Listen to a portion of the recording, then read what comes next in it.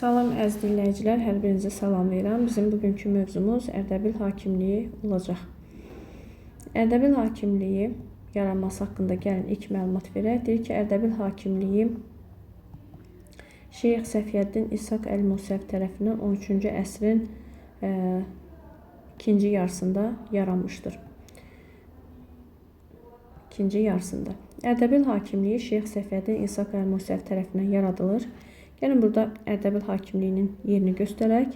O cümlədən qeyd olunur ki, kitabımızda burada əsasən 13-14-cü əsrdə və yaxud da 14-15-ci əsrdə əsas mübarizə gedir Şiə məzhəbi ilə Sünni məzhəbi arasında gedən mübarizədən gedir. Xüsusilə bu dövrdə Şiə şeyxlərinin mövqeyinin möhkəmləndiyini, biz 14-15-ci əsrdə mövqeyinin möhkəmləndiyini və onların tərəfdarların sayının artdığını görürük və belə bir sual yaranır. Bəs bu Şiə şeyxlərinin tərəfdarların sayı necə artırdı və yaxud da bunlar nə cür çıxışlar edirdilər ki, bunların tərəfdarları günü-gündən artır? Şiə məzhəbindən olan bu şeyxlər deyirdilər ki, insanların çətin yaşayışının, güzaranın ağır olmasının, vergilərin ağır olmasının əsas səbəbkarı hakimiyyətdə olan Sünni hökmdarlardır. Yəni əsas səbəbkar, əsas günahkar Sünni hökmdarlarda görürdülər və xalqın dilindən çıxış edərək xalqı da öz tərəfinə çəkməyə bacarmışdılar. Məhz bu Şiə məzhəbinin tərəfdarları əsasən elə xalq kütləsi olan, xalqın əsas hissəsi olan kəndlilər, sənətkarlar və tacirlərdir. Bu məzhəb təkcə Azərbaycanda yox, həmçinin Kiçik Asiyada, Mesopotamiya ərazisində, İraq ərazisində geniş yayılmış və günü-gündən də bu Şiə tərəfdarların sayı artmağa başlamışdır. Və həmin Şiə məzhəbinə məxsus olan şeyxlərdən birindən danışacağım. Şeyx Cüneydin hakimiyyəti dövründən. Şeyx Cüneydin hakimiyyəti dövrü. Mən məsələn bu dərs biraz qarışıqdır deyən əsasən abituriyentlər olur. Həmin abituriyentlərə və yaxud da müəllimlərə bildirmək istəyirəm ki, bu dərsin öyrənmənin əsas yollarından biri hökmdarların və yaxud da şeyxlərin hakimiyyətləri dövrüdür. Yəni hakimiyyət illərinə baxaraq öyrənə bilərsiniz. Bunu biz necə tətbiq edirik? Şeyx Cüneyd hakimiyyətdə 1447-1460-da olmuşdur. Və biz diqqət yetiririk ki, bu zaman Azərbaycanda 1447-1460-da Azərbaycanda hansı dövlətlər olub? Gəlin baxaq. 1447-1460-cı ildə Azərbaycanda paytaxtı Təbriz olan Qaraqoyunlu dövləti var və həmin dövrdə də paytaxtı Qaraqoyunlu olan Təbriz dövlətini idarə edir Cahanşah. Mən burada qeyd edirəm Cahanşahın adını. Şeyx Cüneydin dövründə. Burada da Şeyx Cüneyddir. Və Azərbaycanda da var Şirvanşahlar dövləti. Həmin dövrdə Şirvanşahlar dövlətini idarə edir 1-ci Xəlilullah. 1-ci Xəlilullah da hakimiyyətdə olmuşdu 1417-1462-ci ildə. Və Şeyx Cüneydin günü-gündən nüfusunun artması Cahanşahı narahat edir. Həmçinin Şeyx Cüneyd Şirvana və Dağıstana yürüş etmişdi.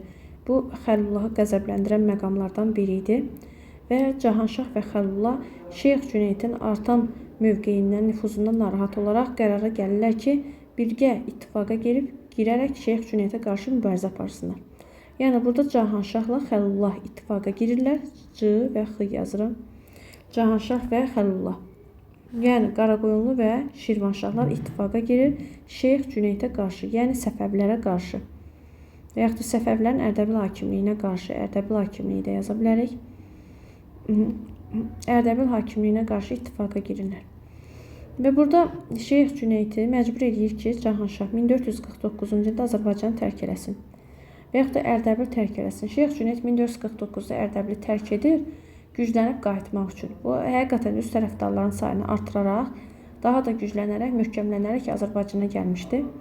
Və Azərbaycana, yəni Ərdəbil hakimliyinə geri qayıdır və geri qayıtdıqdan sonra Şirvan və Dağıstan ərazisinə hücum etmiş. Lakin Cahanşah və Xəlilullah iki müttəfiq birləşərək Şeyx Cüneydi Samur çayı sahilindəki döyüşdə 1460-cı ildə öldürmüşdülər. İndi Şeyx Cüneydin hakimiyyət dövründən sonra hakimiyyətə baxaq, görək kim gəlir. Bu hissəni silək. Deməli, burada hakimiyyətə gələcək Şeyx Heydər. Bir dəqiqə gözləyin. Hakimiyyətə gəlir. Deməli, Şeyx Heydər. Yenə Ərdəbili işarələyirik. Şeyx Cüneyddən sonra Şeyx Heydərdir. Şeyx Heydər Hakimiyyəti dövrü 1460-1488. Yenə gəlin bu aralığa diqqət yetirək. Görək 1460-1488-ci il aralığında Azərbaycanda hansı dövlətlər var? Azərbaycanda Qaraqoyunlular dövləti var. Amma 1468-ci ildə paytaxtı Təbriz olan Ağqoyunlu ilə Şeyx Heydərin həm dostluq münasibəti, həm də gələcəkdə düşmənçilik münasibəti olacaq. Ona görə bu hissədə Ağqoyunlunu qeyd edirik və o həm Uzun Həsənin dövründə yaşayıb, Uzun Həsənin, həm də yaşayıb Yaqub Padşahın dövründə. İkisinin də dövrünü Şeyx Heydər görüb. Baxaq görək, bəs Şirvanşahları kim idarə edir? Bu zaman Şirvanşahları idarə edirdi Fərrux Yasar. Hansı ki 1462-ci ildə hakimiyyətə gəlmişdi. Şeyx Heydər Uzun Həsənlə çox gözəl münasibəti var idi. Hətta Şeyx Heydər bir yer gəlmişkən Şeyx Cüneyd, atası Şeyx Cüneyd, Şeyx Heydərin atası Şeyx Cüneyd Uzun Həsənin bacısının evlənmişdi. Şeyx Heydər isə Uzun Həsənin qızı ilə evlənmişdi. Və Uzun Həsənlə həm qohumluq münasibəti var idi, həm də əlbəttə ki, bu qohumluq münasibəti əsasında da dostluq münasibəti yaranır və müttəfiqlik münasibətləri yaranır. Hətta Uzun Həsən Teymurilərə qarşı mübarizə aparanda Şeyx Heydər Uzun Həsənə kömək etmişdi.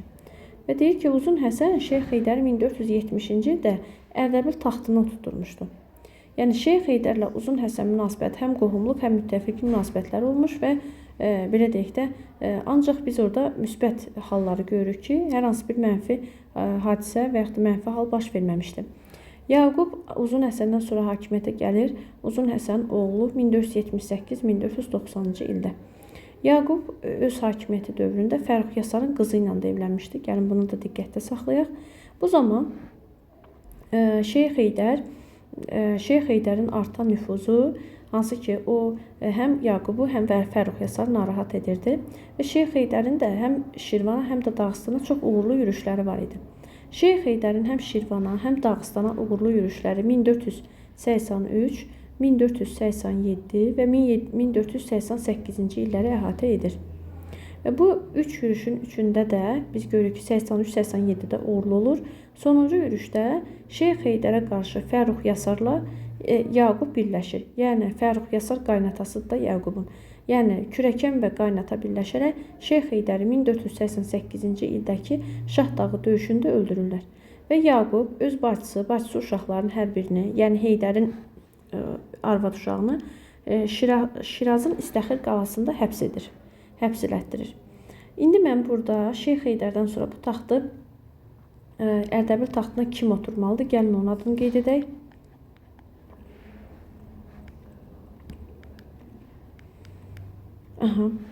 Dedik ki, burada Uzun Həsəndən danışdıq, Yaqubdan danışdıq, sonra hakimiyyətə gəlir Yaqubdan sonra Baysunqur, Ağqoyun dövlətində Baysunqur. Lakin Baysunqur çox zəif bir hökmdar olur və həmin dövrdə, yəni 1492-ci ildə Rüstəm əyanlardan biri olan Rüstəm, feodal əyanlardan olan Rüstəm istəyirdi ki, Baysunquru taxtdan salsın.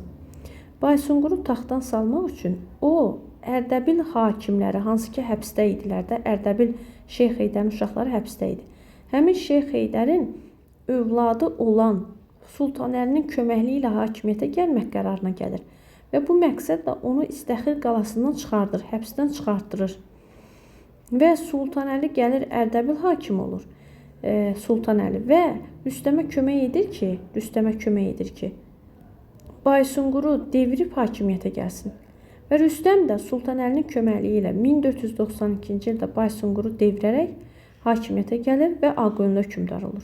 Və bir müddətdən sonra öz məqsədinə çatan Rüstəm 1494-cü ildə Ərdəbil hakimi olan Sultanəlini öldürür. Yəni Şəməsi döyüşündə öldürür. Və unutmayaq ki, Samur döyüşündə öldürülən oldu Şeyx Cüneyd 1460-da, 1488-də Şahdağ döyüşündə öldürülən oldu Heydər və 1494-cü ildə də öldürülən Heydərin oğlu Şəməsi döyüşündə öldürülən oldu Sultan Əli.